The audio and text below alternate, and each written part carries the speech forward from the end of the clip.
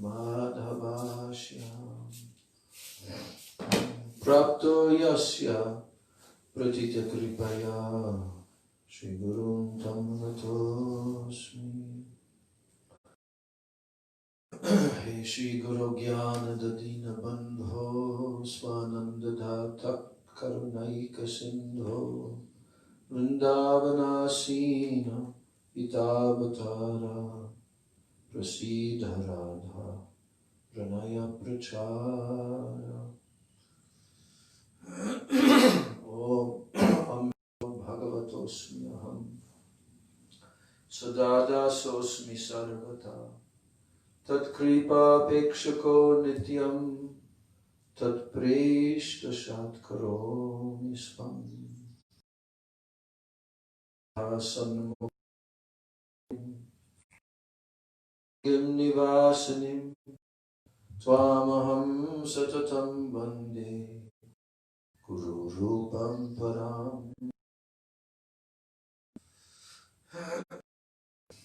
Namo Mahabhadanaya Krishna Prema Pradayate Krishnaya Krishna Chaitanya Namne Gaudatishe Nama He Krishna Karuna Sindho Dinabandho Jagatpate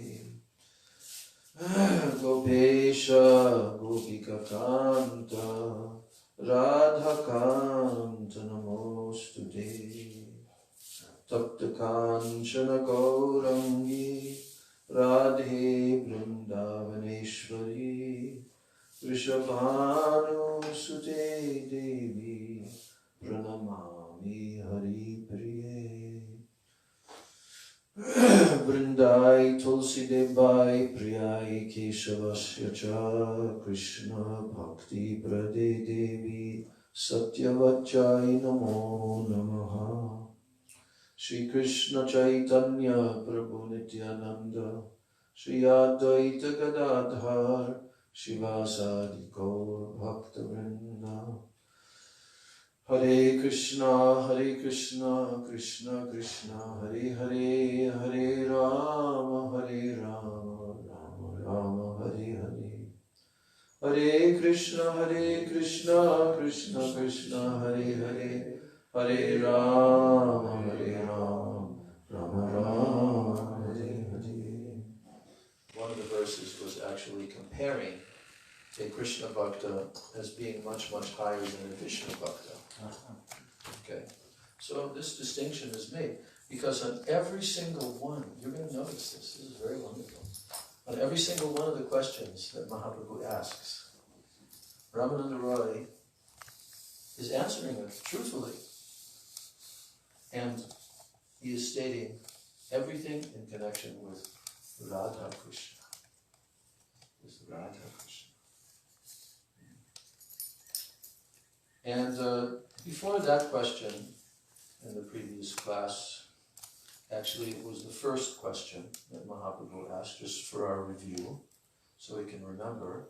Prabhu kahe kon vidya, vidya madhye sar. Amongst all types of education, knowledge, which is the most? Vidya madhye sar, the essence. And what was Ramananda Roy's question? Devotional service to Sri Krishna. Krishna Bhakti. Krishna Bhakti. Nahi are. Aside from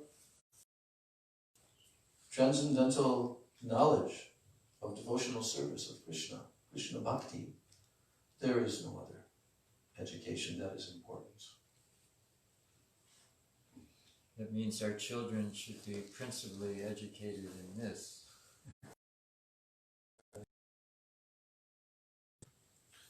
Yeah.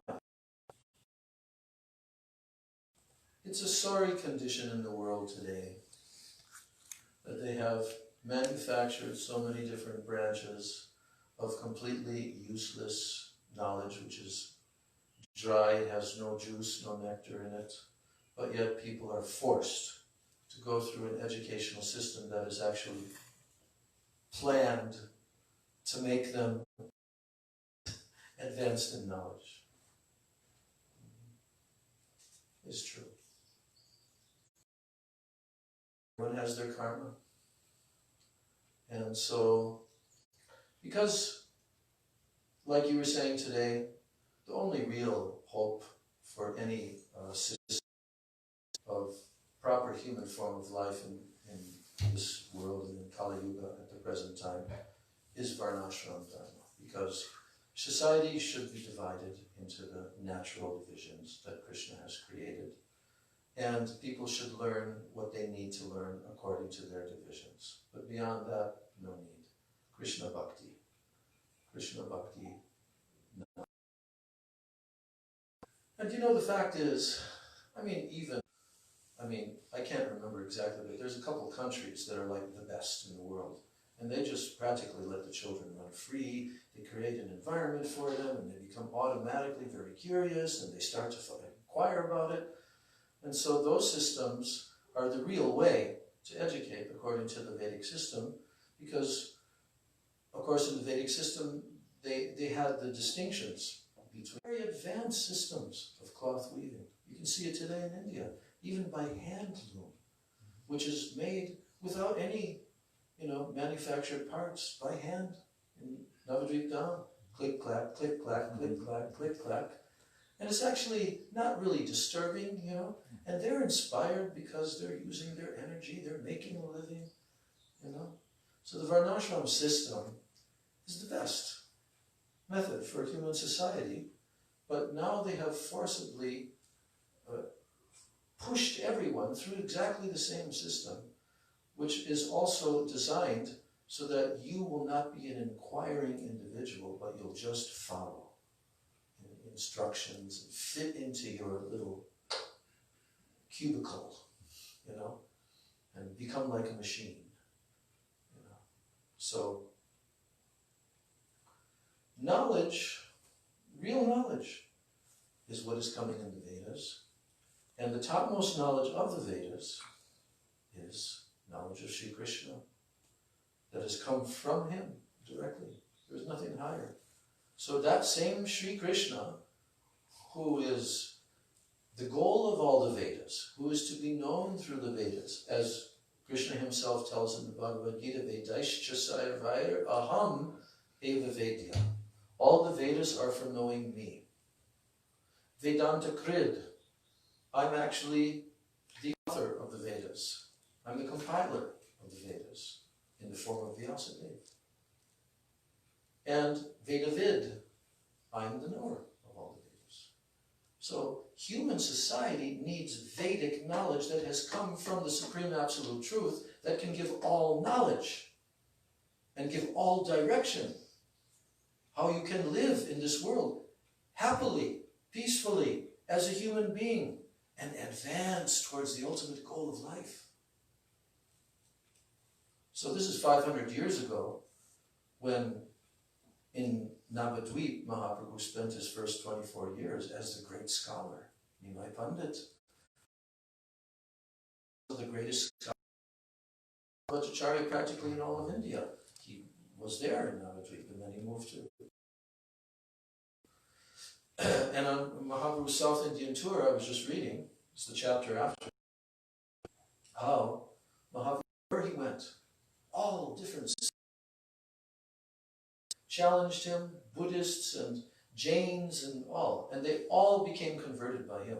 He would defeat all of their arguments, absolutely, and inspire them in their hearts. And some of them would also get praying from Mahaprabhu.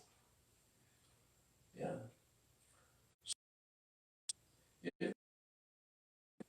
That the whole world was heading towards, spiraling down to hell, basically.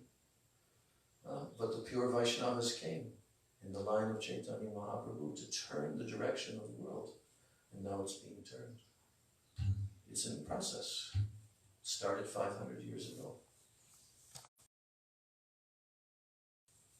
For the whole Kali Yuga. So, therefore, this question by Mahaprabhu is a very serious. amongst all types of vidya, what vidya madhye sar? What is the topmost knowledge? And it's knowledge. And really, if someone knows Krishna bhakti, right? They're engaged in Krishna bhakti, they know Krishna bhakti, then what is that worth? And get a job. Can they really get a what? They get a job. Starbucks. And actually, that heavy 4 years, plus the 4 years of high school before that, like long, drawn out, like super boring 8 years, you know what it's for? To train them, to train them how to learn something, so that when they go to the whatever job they're going to be able to find, they can learn how to do that job. You know, in all the different fields of industry and technology and everything. You know, so very imbalanced society. And Prabhupada, I mean, when he came 55 years ago, he saw it all, you know, and he saw it even before he came. He wrote all those purports in the Srimad Bhagavatam. Very well worth studying. All the purports that Prabhupada wrote in the first canto, 3 volumes. Very worth studying. So relevant to today, what's going on.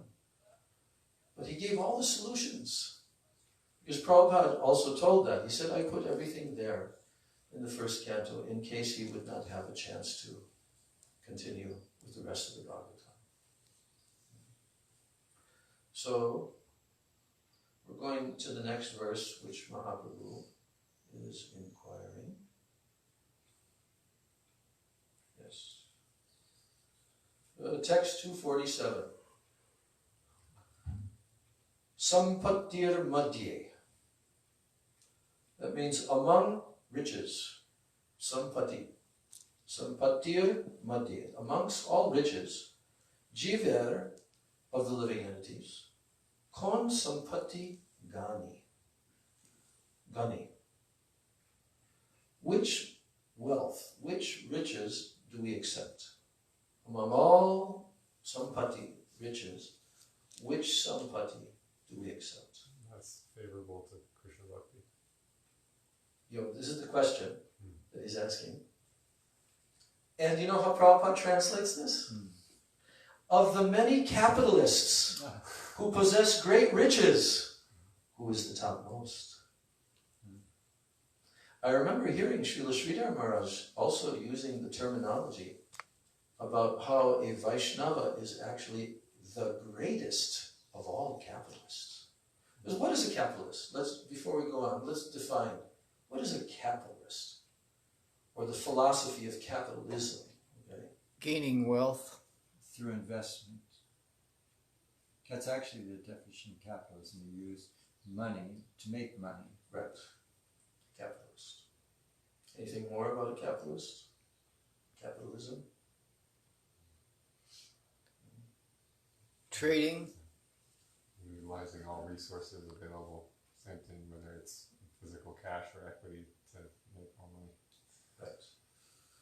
And Srila Sridhar Maharaj gave a very nice example of a small capitalist and a bigger capitalist. Remember how in what context he gave this example? He's explaining in the Sri Guru and His Grace that if there's a person and he's has a little bit of capital, so with that little bit of capital he starts some kind of business, some kind of exchange. He acquires some objects. So in this way he can open up on a very small scale and he can go about his business, right? Especially in India we see that, just on the side of the road, throw up a few boards and bring out your teapot and make some chai and have a little bit of, what do they chew there? Pan, you know, hang it there. You know. So Srila Sridhar Maharaj was saying that that person who's a small capitalist, it will be difficult for him to grow because his capital is very meager, right? But if he comes under a greater capitalist, use that term, a greater capitalist, and he takes help from that greater capitalist, then his business can go on nicely and it can grow because he needs capital. Takes loans and so forth. So what circumstance, philosophically, did Srila Maharaj apply this? Why did he cite such an analogy? In relation to what? Can you guess? Shri Guru. Well, it is in relation to the principle of Guru, but in what context? Who's the smaller capitalist? Who's the greater capitalist? What is the process of utilizing their help? Can you guess? Who's the small capitalist? The disciple. Well, We are. this is a Vaishnava who is a disciple, right? But now he is going to try to follow the order of Mahaprabhu and help the jivas by taking the role of guru. Amar Agyai Guru Hoya Tar E Desh, Mahaprabhu says. But he is a small capitalist because his advancement in Krishna Bhakti is not so great. It's something is there. Right? But he is going to attempt to help the jivas. And in this example, it's actually exactly what Srila Maharaj was dealing with at that time in terms of ISKCON leaders coming to him after Prabhupada's disappearance. Now they're going to become gurus, whatever their level. And there was major discussions. He made many comments, the whole book, Sri Guru and His Grace and everything, from all different angles. So, but the main principle that he stressed in this analogy is that if someone does not yet have their footing so strongly, right, but yet they feel impelled, especially by the order of their guru, to try to take this upon their head and help the jivas in a sincere way, not a cheating way, right? So Srila Maharaj said, if that devotee has the backing of a greater capitalist, in which in this context is what? Shiksha Guru. Siksha Guru, yeah. It can also be Diksha Guru. But what is the level of that guru? Greater capitalist. It means that he has a lot of capital. And in this case, capital means transcendental knowledge, realization, and everything, right? So those persons should come under the guidance of the greater capitalists. And then their business enterprise can flourish. And that's exactly what Srila Prabhupada wanted. That's why he requested Srila Sridhar Maharaj to come. That's why he requested Gurudev to come. And he even told the leaders, when they came to him, when he was departing from this world, is there anyone you can suggest to us, who we can go to after you depart for guidance? And directly mention Srila Bhakti Rakshak Sridhar Maharaj's name. Come in.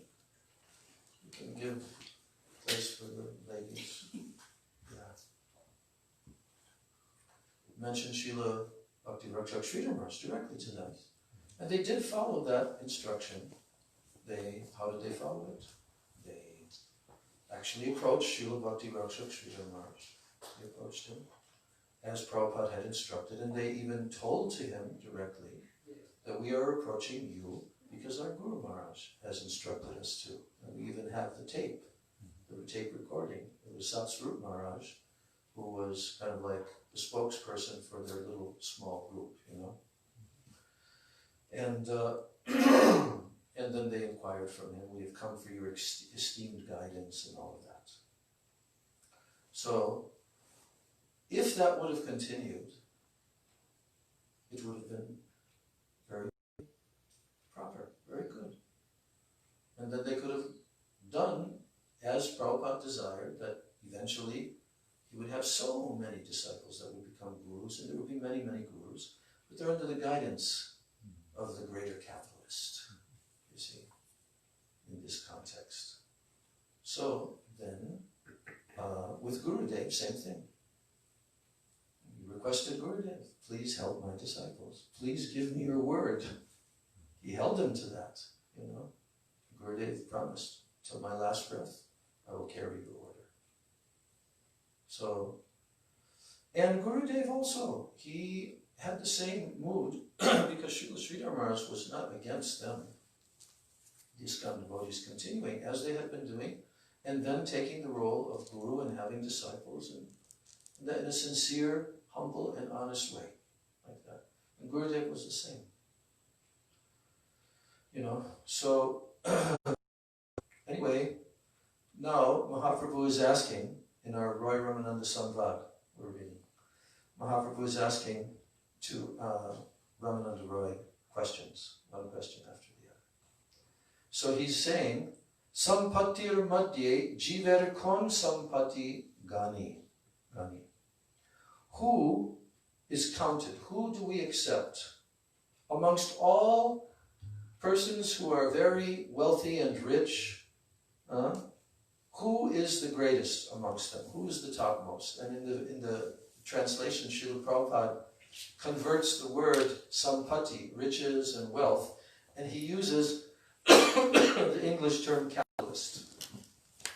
Of the many capitalists who possess great riches, who is the topmost? So now, Ramananda Roy replies, Radha Krishna Prema Jar Se Borodhani. That person, he who is richest in love for Radha and Krishna, he is the greatest capitalist. He has acquired the greatest wealth. Do we believe this? Do we believe this? That love for Radha and Krishna is the greatest wealth. Huh? Do we believe that? Yes. You do? Good. Do we really believe it? I would have to say that you need to come in direct experience, because if once you taste some sort of drop in bliss, then you aspire for more, you aspire to get more. But until you get that, but you know, again, we're all here, so on some level we're all right. We have Shraddha. Otherwise, none of us would be sitting here. Which is a fraction of a fraction of a fraction of a, Yes. and then a fraction of a train, right? Is that what you were saying? Well, Oh, that's what when you were going to mean. yes, but Shraddha, Gurudev actually described it like that. Yeah. Because Shraddha is the very beginning of entering into the world of Krishna Bhakti, pure devotion. It's the very beginning. Without Shraddha, no one can enter. And what is that Shraddha? Srila Gurudev explained it one time in Singapore when we were there with him. It was the first time I heard his explanation of it. Gurudev was actually beginning to speak about the Rupa Siksha, instructions to Rupa Goswami, in which, these topics are narrated by Mahaprabhu to Rupa Goswami, and then taking what he was given, then he wrote Bhakti Rasamrita Sindhu. He composed all these definition verses and the definition of Shraddha. But Gurudev, he actually, it wasn't directly there in the text, of Chaitanya Charitamrita. But Gurudev was taking from commentaries of other great acharyas. And Gurudev said, what is Shraddha? He said, Shraddha is the last fraction of praying. Think about that. Did you ever hear this before? The Gurudev said, Shraddha is the last fraction of praying? No? You heard it before? That Shraddha is the last fraction. You heard it because I told it in that class. You also heard it? Yeah. So, But like when I heard that, I thought, what does Gurudev mean? Last fraction of praying. You know, like, so let me ask you, what is Gurudev telling by stating that Shraddha, this thing called Shraddha, which we know to be faith. Shraddha is, in English, we say faith. But Gurudev is saying it's the last fraction of praying. So, what does that mean? The last fraction of praying. Prem is the full blossomed wealth we're seeking. And if it's divided into small fractions, the Shraddha is the very, very small part we can... Smallest of all. Last one. We, like a tiny, tiny seed, a mustard seed will grow into a beautiful mustard, or banyan tree, a small seed will become very big. So he's giving us a hint to nurture that small fraction. Anything more? So without it, there's nothing. There's not even an inclination.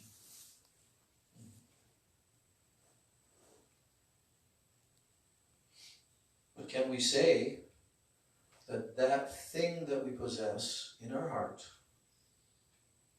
is actually praying?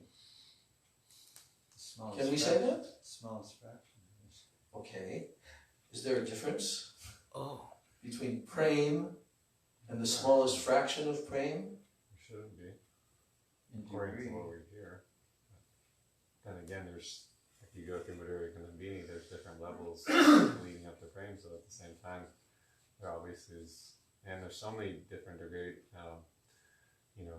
levels just within a practitioner bhakti, from Kanishta to Madhyam to Uttam, all that stuff is, I don't know if it's just for our linear kind of logical minds that are kind of tiny for us to be able to understand something that's inconceivable, but my guess is that there must be, even though by definition praying is praying, like you're saying, there must be some, according to Gurudev, some difference. Is it a difference in quantity? The quality thing? No? Okay. Okay. Degrees.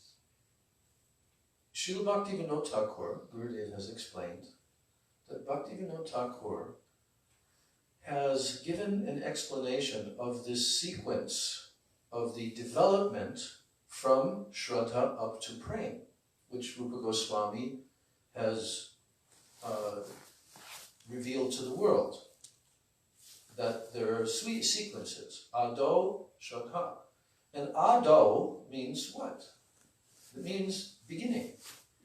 In the beginning, Ado Shraddha. In the beginning, there is Shraddha.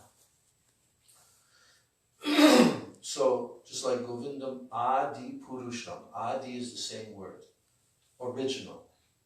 The origin. He's the Adi Purush. He's the first one. You know? So, Ado Shraddha, Tatak Sadhu Sangha, Ata Bhajana Kriya.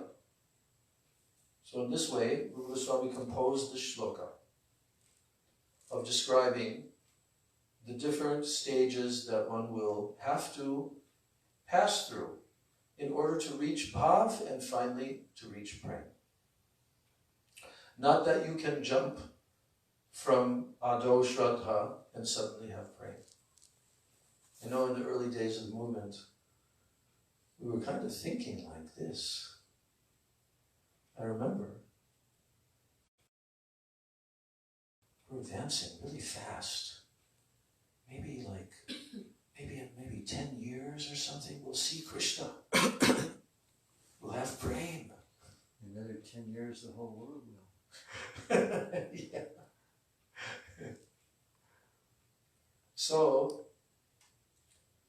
So this sequence, Srila Bhaktivinoda Thakur, he commented, what is this? What is it that's actually happening when the jiva is Shraddha comes in his heart, and then he enters into the process of bhakti, and he goes through these stages. And there are so many symptoms of each different stage, and he enters into various levels of consciousness and depth of especially absorption in Krishna and Krishna bhakti, right? More, deeper, deeper, deeper. Must be an uncovering.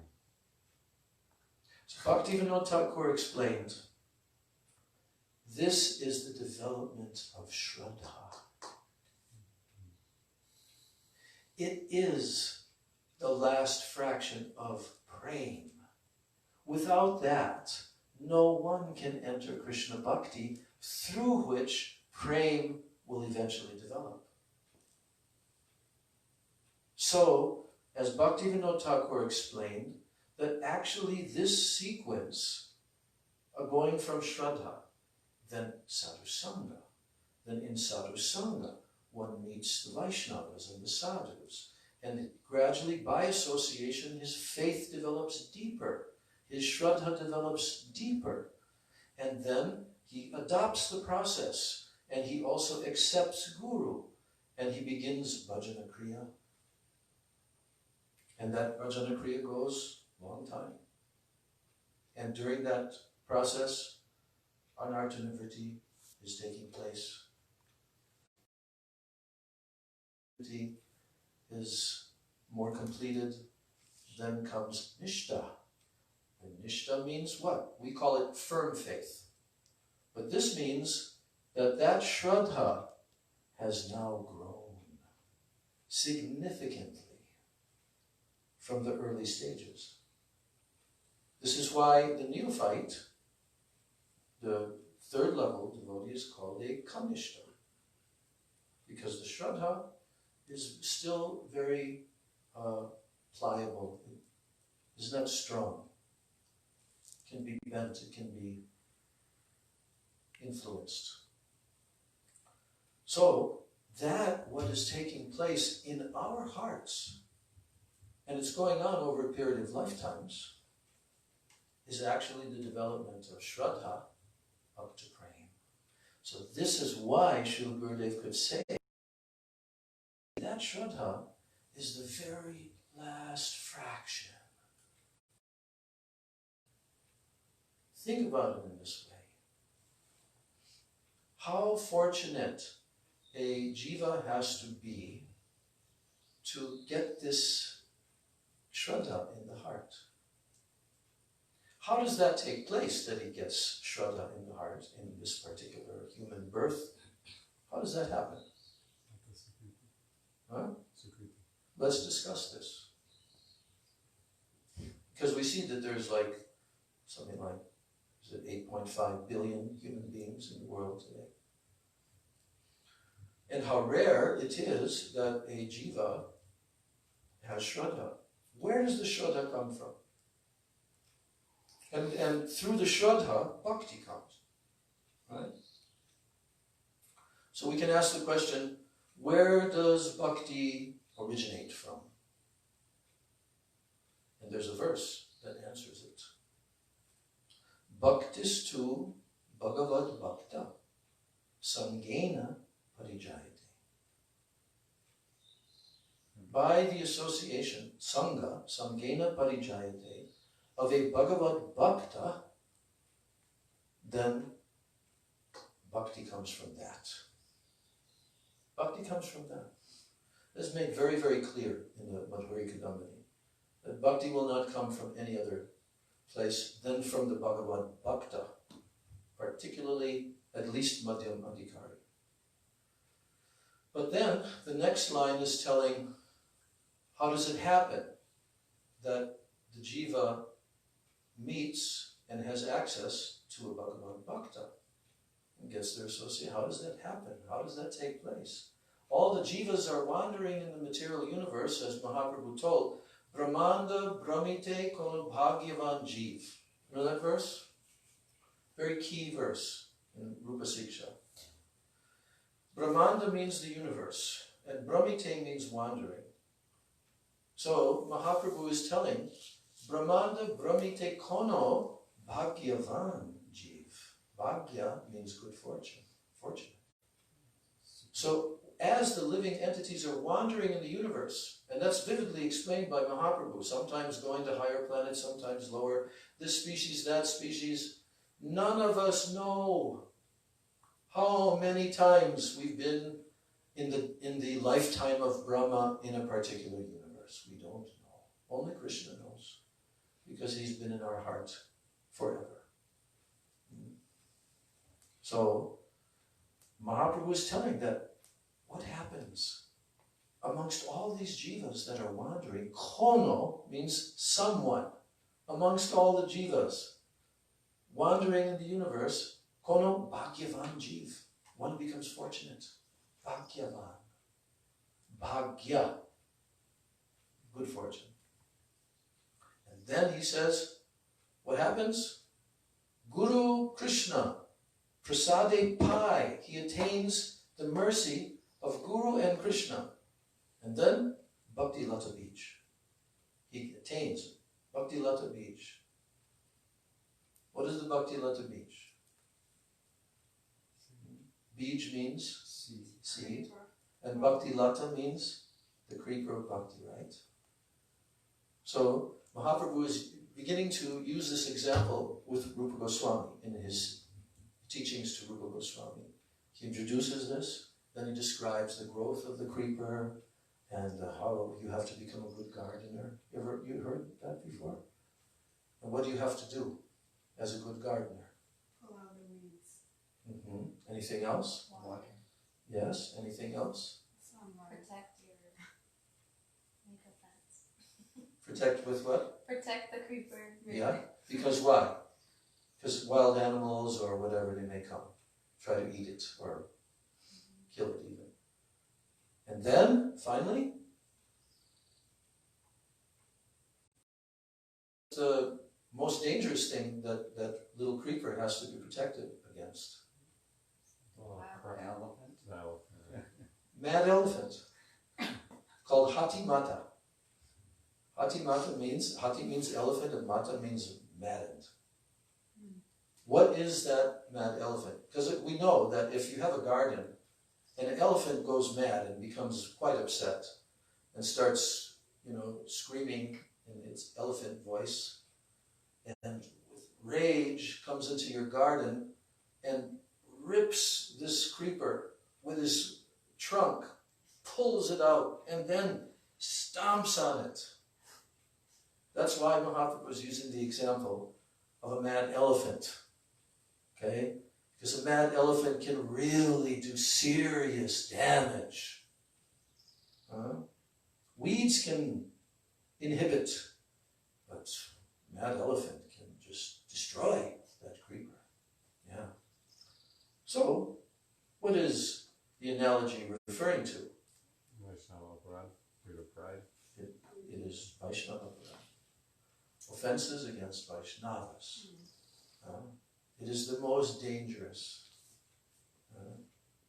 and the most difficult to remedy. Possible to remedy. We've seen many examples in Gaur Leela. Srila Bhakti Pramod Puri Maharaj has a very nice book. It's all about that topic. It's called the very colorful cover.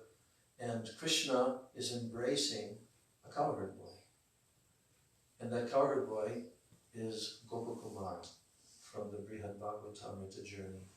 Krishna is embracing him. When he comes, at the end of the Brihad Bhagavatamrita, Gopakumar comes and arrives in Goloka Vrindavan. Krishna embraces him. So the book is titled The Heart of Krishna, because Krishna tells in the form of Lord Vishnu, when Durvasa Rishi was being chased by the Sudarshan Chakra that came to defend, because he was trying to kill Ambarish Maharaj, the pure devotee. So he ran to Lord Shiva, and he ran to Lord Brahma, protect me. No, we can't. It's Vishnu's chakra, you have to go to him. And then he went to see Vishnu and fell at his feet. Please save me. And please help me. This is your weapon. Please call off.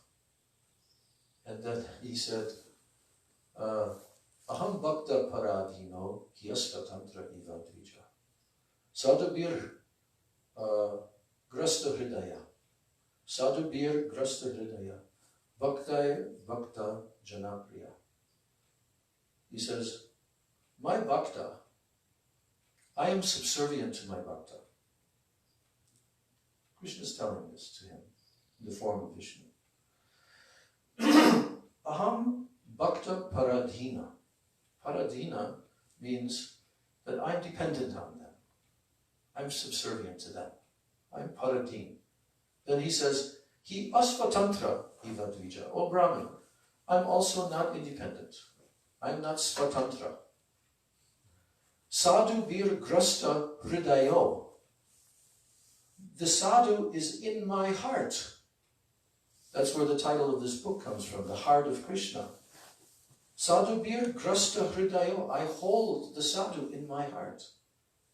Bhaktair bhakta jana priya. And even the bhakta of my bhakta is dear to me. And then he tells him,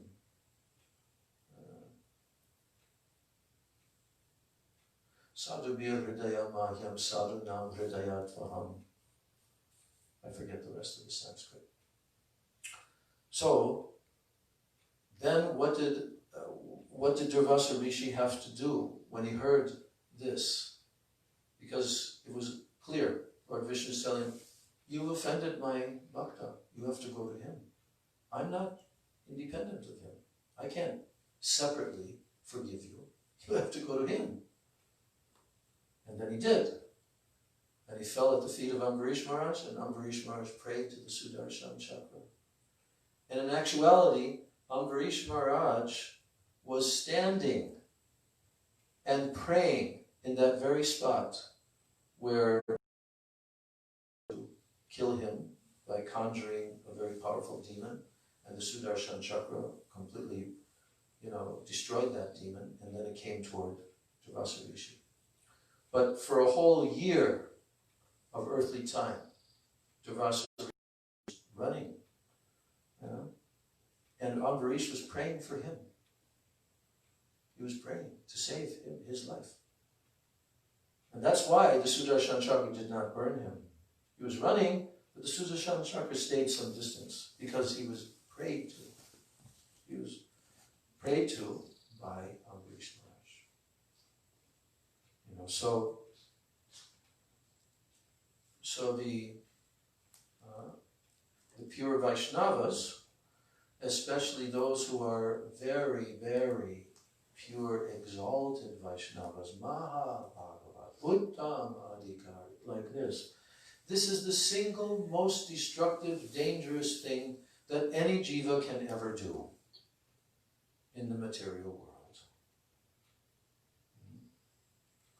So, but if they repent and they beg forgiveness sincerely, then they can be forgiven by the pure Vaishnava. So many examples of this.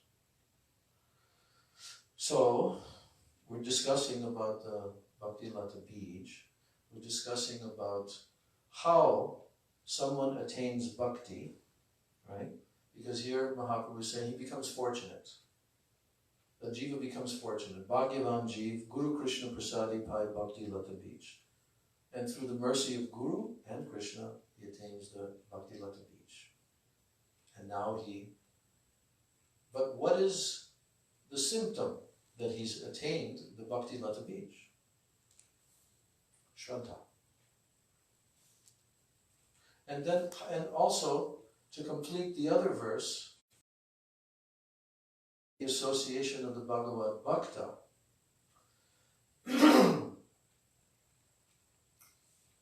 Bhaktistu Bhagavad Bhakta Sangena Parijayate Sat Sangha Prapyate Pumbir Sukritaya Purva Sanchitai. From previous lives. Satsanga Prapyate means that he attains that satsanga with the pure Vaishnavas. How? Sukritaya Purva Sanchitai. Many, many accumulated sukritis. And then he gets the association of the Bhagavad Bhakta. This is how it happens. So we should know for ourselves that somehow each one of us has become very fortunate. And that good fortune has manifested in this life, either by being born into the family of a devotee or coming in contact with the devotee and embracing, but even being able to become a devotee, that's a symptom of previous lives, sukritis, and also contact with the bhakti unmukha sukriti, the type of sukriti that leads to bhakti. And that comes in the association of Vaishnavas. So, the symptom is Shraddha. That the person has Shraddha. When Bhakti Lata Bij is there, person has Shraddha. So, I think you were using the example of like a seed. So, in some sense it is like that, because that's the example that Mahaprabhu uses. But in the context of the topic of what is Shraddha, and that Shraddha is actually the last fraction of praying, then we can just imagine that it's not a material belief system, a material level of belief or faith in something. Shraddha is much more than that. Shraddha is actually the last fraction of praying.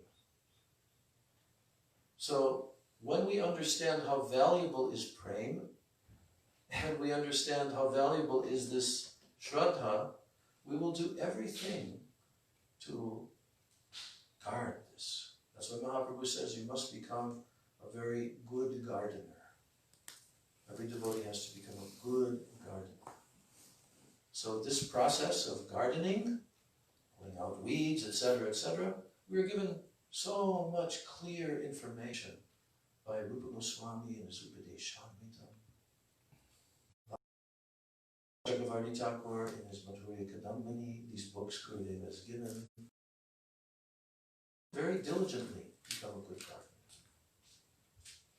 Even in the upcoming pastime of Mahaprabhu, the day before Rath Yatra Day, you know what happens the day before Rath Yatra Day? Gundicha. Yeah. Mahaprabhu went to clean with all of his bhaktas, the Gundicha temple. I guess it's like in 3 weeks or something. And we'll have all that Katha, and all of Gurudev's Nectar Katha about the origin of Rath Yatra and all that wonderful stories. Actually, this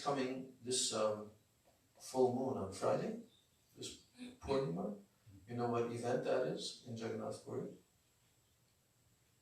Gundicha. Snan Yatra. Oh, Snan Yatra. What happens on Snan Yatra? Snan means bathing. And who's bathed? Jagannath. Yep. And who else? Yes. And in Puri, they bring him up on the wall, the big tall wall, for everyone to see.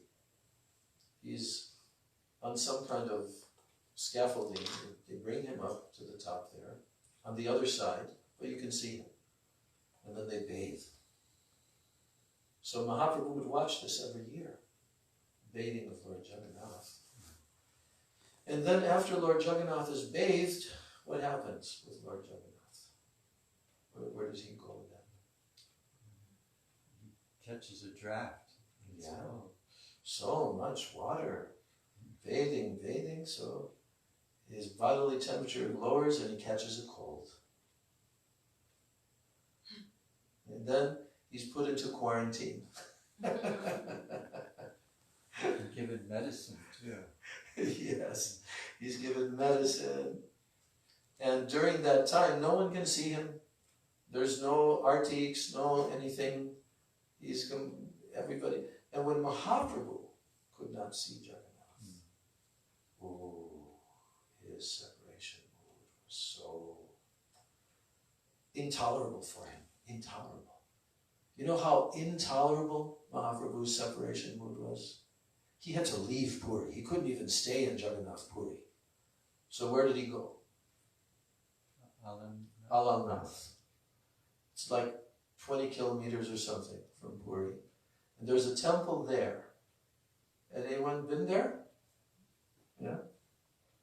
No. Okay. Alalnath.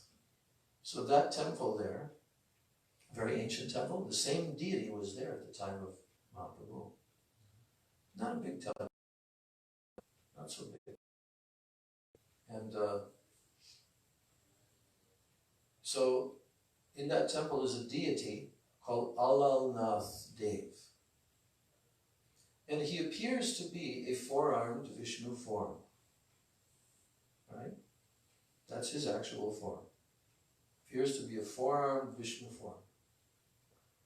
When Mahaprabhu came there, he was feeling so burning separation of Srimati Radhika, her mood.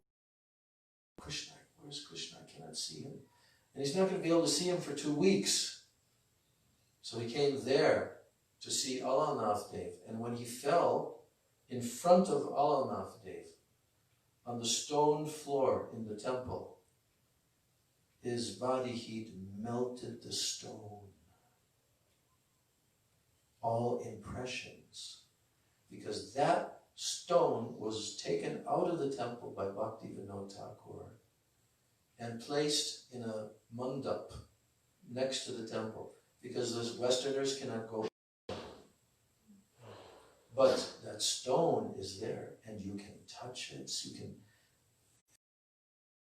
in the stone from his knees, from his shoulders, and they worship that stone. It's like a big, huge stone. Yeah.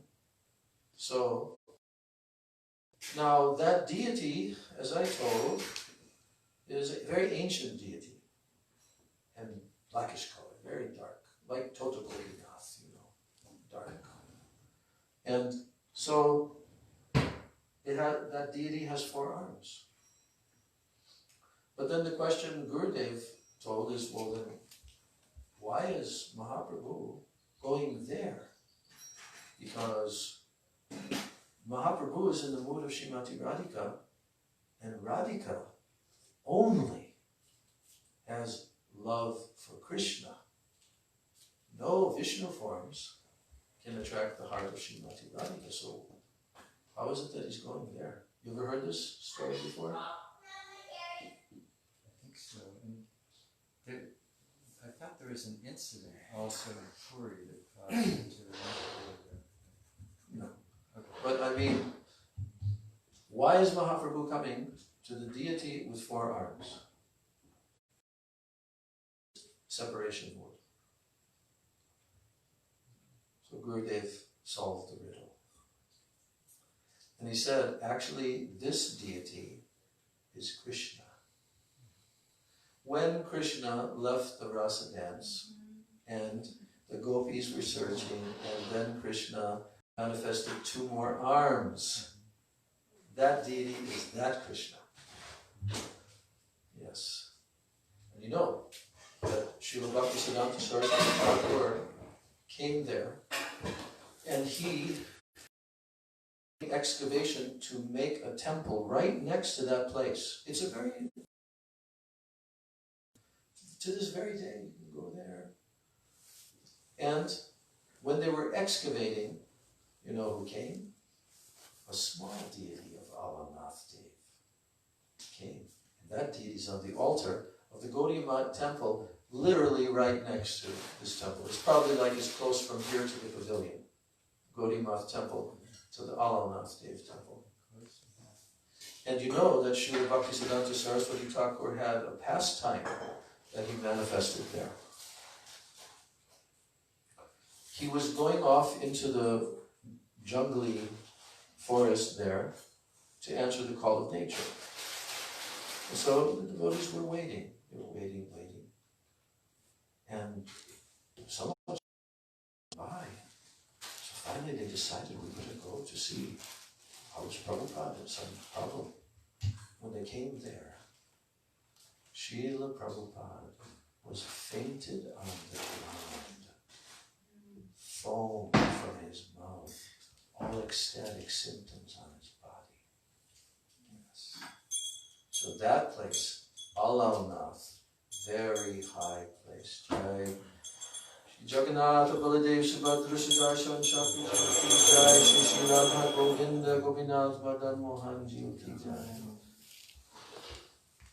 We're continuing until like 7:30. Yeah, I was thinking, Maharaj, if I can do the offering before and then Yeah, 7:30. that's what we said yesterday, right? Okay, yeah, Yeah, 7:30 yeah. at the Aarti.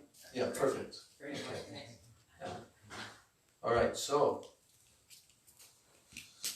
yes, so Snana Yatra is coming, and Mahaprabhu, he could not be in Puri. He could not be in Puri. So he went to Alalnath. And also, when Mahaprabhu began his journey to South India, the first time that he came to Puri, converted Sarvabhauma Bhattacharya and stayed for a couple of months, and then he left Puri to go on a journey to South India. And the place from which he departed was Alalnath, that very same place. And when he came there, all of his bhaktas, they were like stricken with separation, moved. And Mahaprabhu was telling them, now you should all go. Now I'm continuing alone with that Krishnadas. Yeah. And as Mahaprabhu went into the distance, and he was also chanting the kirtan, Krishna, Krishna, Krishna, Krishna, Krishna, Krishna, Krishna, Hey. That in the beginning of the Krishna book, Prabhupada did that. He used to sing it on Harinam Sankirtan. Rama Raghava, Rama Raghava, Rama Raghava, Rakshana, Krishna Keshava, Krishna Keshava, Krishna Keshava, Harinam. So, and then all the devotees, they fell to the ground, fainted, in separation from Mahaprabhu. All those beautiful, sweet pastimes, merciful pastimes of Mahaprabhu, we'll be remembering and reading all of that nectar from the whole Ratha Yatra Prasanga. Gurudev calls it Ratha Yatra Prasanga. Many, many wonderful topics there.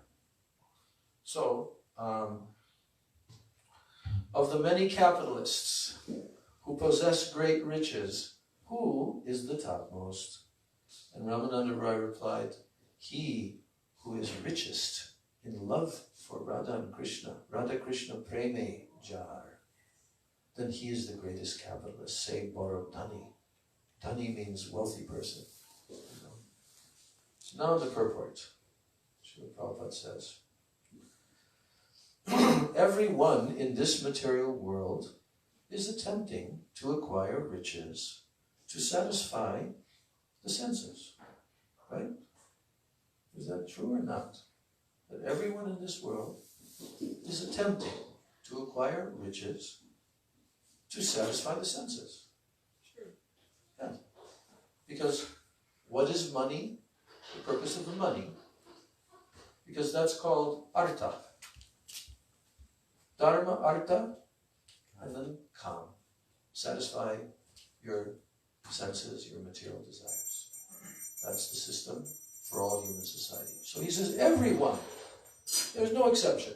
Everyone in this material world is attempting to acquire riches to satisfy the senses.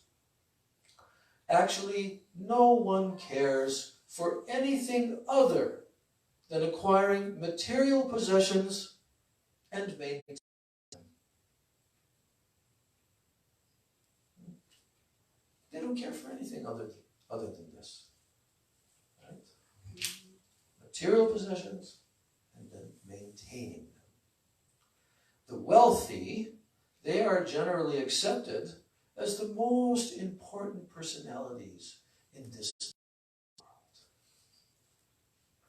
But when we compare a material man of wealth to one who is wealthy in devotional service to Radha and Krishna, the latter is found to be the greatest capitalist. So according to the Srimad Bhagavatam, 10th canto, 39th chapter, Kim alabhyam bhagavati prasanne Sri Niketane tatapi tat para rajan nahi vanshanti kinchana. What is difficult for the devotees of Lord Krishna, who is the shelter of the goddess of fortune?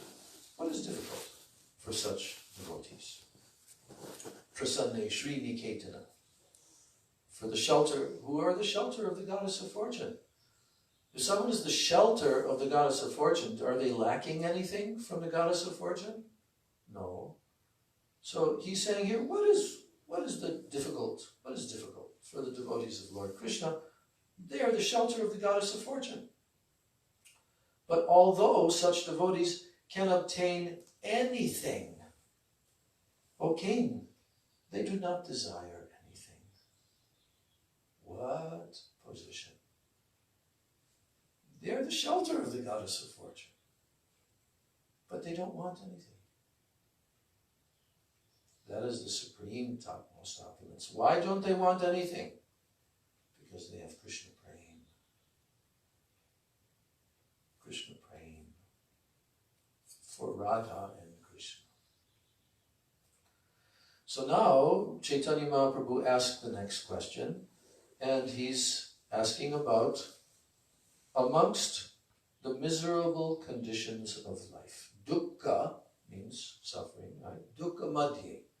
Amongst all different types of sufferings, of all kinds of distress, dukkha hoy guruttara, which is the most painful of all different types of distress that anyone can experience in this world.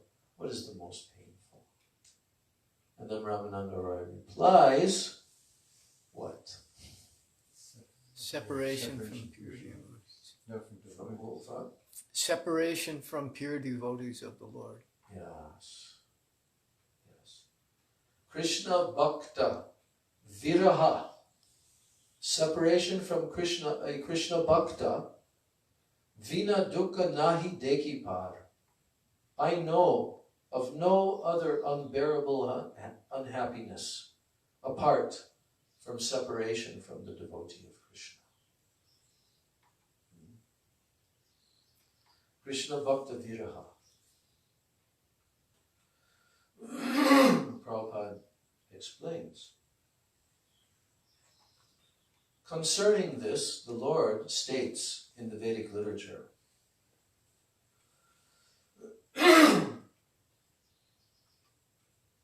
Mam anaradya dukkartha kutumba sakta manasa sat sanga rahito martyo vridha seva parichuta.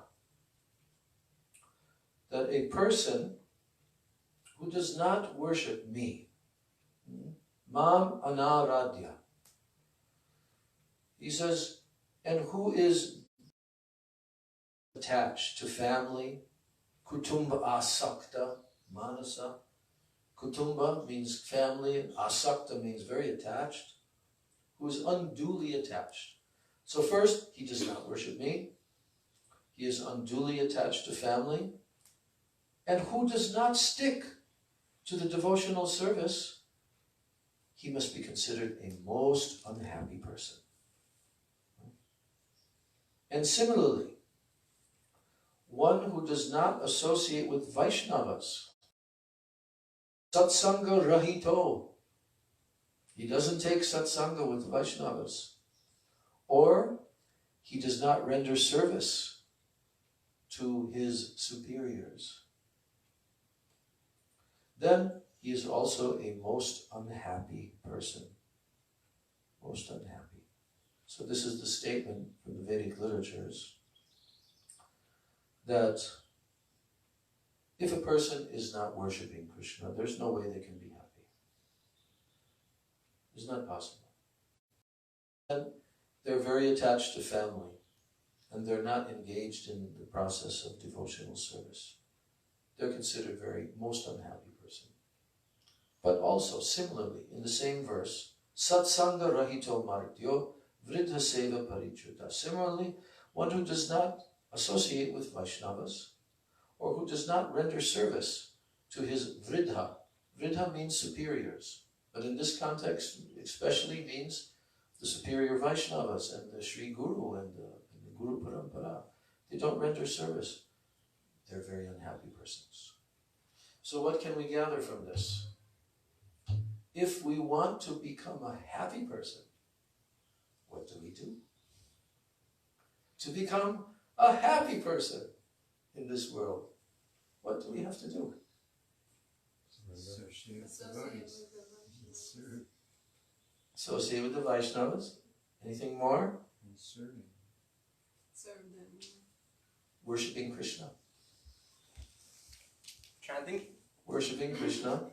And he says, who is unduly attached to family and who does not stick to devotion, is considered a most unhappy person.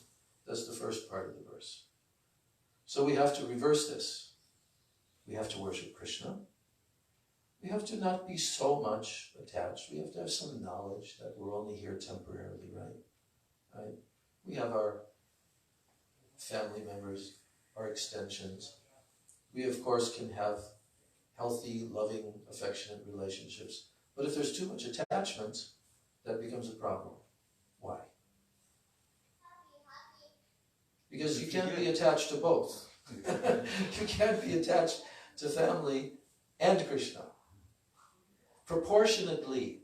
It's proportionately. You see? So we could attachment and our love and our affection and our worship of Krishna, Radha and Krishna. And at the same time, we should understand the temporary nature of this world. We shouldn't become illusioned and put everything, all of our hopes, all of our expectations, all of our endeavors, everything in kutumba, family. But we should do properly. We should look after family, become responsible, raise the children, give affection to the family members, do our duty, but become attached to Krishna. This is the key to happiness. And then he says, if you don't associate with Vaishnavas, so we reverse that and we say, oh, if I associate with Vaishnavas, and if I do Vaishnava Seva, and I do Guru Seva, and service to the superior Guru Parampara, oh, I will become very happy. So this is a very simple formula here in this verse. And he's not saying where it is, he just says from the Vedic literature. There is also the following statement in the Brihad Bhagavatamritam. You know the story, this is in the first part. The story of Narada Rishi for the topmost recipient of Krishna's mercy. Trying to find in the universe who is the topmost recipient of Krishna's mercy, and he starts with a king who does all these yagyas on the bank of a sacred river in South India. He's very wealthy and all of this, and Narada approaches him and says, oh, dear king, I see you are the most fortunate person because you are doing so much devotional practices and you are offering such beautiful yagyas with so much gold and ghee and paraphernalia. Certainly you must be the greatest recipient of Krishna's mercy. And what does the king say? What? What? Narada, you think that I am? Oh, I am not at all the greatest Krishna's mercy. I am lacking in so many ways, and I barely have. But if you want to meet a person who you can consider the greatest recipient of Krishna's mercy, I advise you, you should go to Indralok and you should meet with Indradev.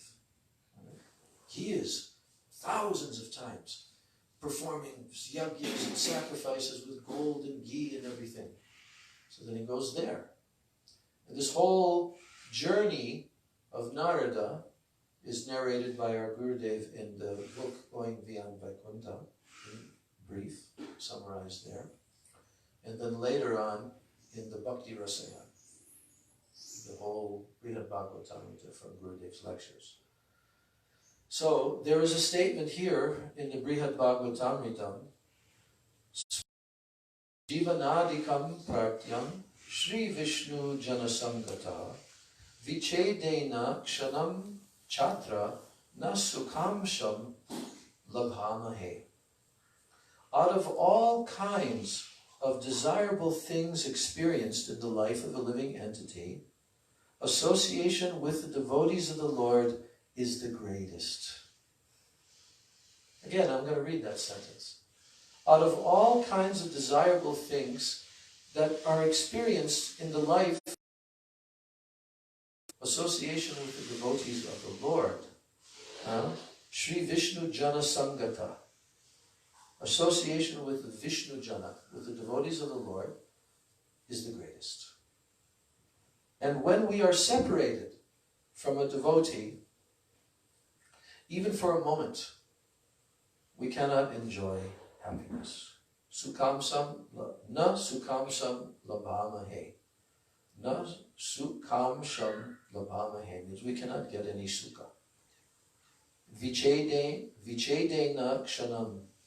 Even for a brief moment, separation from these pure devotees, we cannot be happy. So, we can experience that in our life. I know that all the devotees here have experienced that. Separation from the pure Vaishnava. But still, you have to go on in that separation and serve the pure Vaishnavas. And try to attain good association, which is helpful for your spiritual advancement. So then, Mukta Madhye Kon Jiva Mukta Korimani. This is the last question, and then we're going to have the article. So Mukta Madhye Kon Jiva Mukta Korimani. Mahaprabhu then inquired, out of all liberated persons, muktas, who should be accepted as the greatest? The greatest of all liberated persons. Yeah. Ramananda Roy says, I gave you hints before. Krishna Prema Jar say Mukta Shiromani. That person who has Krishna Prema, who has love for Krishna, he has attained the topmost liberation. Mukta Shiromani. You know, Shiromani means like the crest jewel, crown jewel of all muktas. That person who has attained love for Krishna, Krishna Prema, he's the topmost of all liberated jivas. So then he quotes one verse in this very short purport from Srimad Bhagavatam, from the 6th canto, 14th chapter. And this is in the story of Chitraketu, and how Chitraketu got cursed and then became the demon Vritrasura, you know. And he understood, and he spoke this verse, Muktanam Abhisiddhanam Narayana Parayana Sudurlabha Prashantatma Kotish Api Mahamuni. O great sage, of the many millions of liberated persons, and of the millions who have attained perfection, because he's using the word here, koti. And Koti means 10 million. So millions of liberated persons, and of the millions who have attained Siddha, perfection, Muktanam api Siddhanam. So both the Muktas and the Siddhas. It says, he who is a devotee of Lord Narayan is very rare. Sudurlabha prashantatma kotishu api mahamune. Indeed, he is the most perfect and peaceful person. Prashantatma, very peaceful person. So, here, Mahaprabhu has been inquiring from Ramananda Roy about all of these final attainments. Attainments of wealth, attainments of knowledge, attainments of mukti. And ultimately, it always is in the category of the topmost, those who have attained love for Krishna. Radha and Krishna praying. Those who are worshipping Krishna. So we're learning from Sri Ramananda Roy. Tomorrow we'll continue with the next question, which I think is either the fourth or the fifth question in this series of 13 questions by Mahaprabhu. Gaur Premanandi. Shri Chaitanya Charitamritam ki jai. Jai Shri Ramananda Roy Sambhava ki jai. Satinandana Gaura Hari ki jai. Shri Ramananda Roy ki jai. Jai Shri Shri Radha Govinda Jiu ki jai. Gaur Premanandi. Ancha Kaputara Vascha Trika Sundari Vacha Patitanam Pavani Guru Vaishnavi Namo.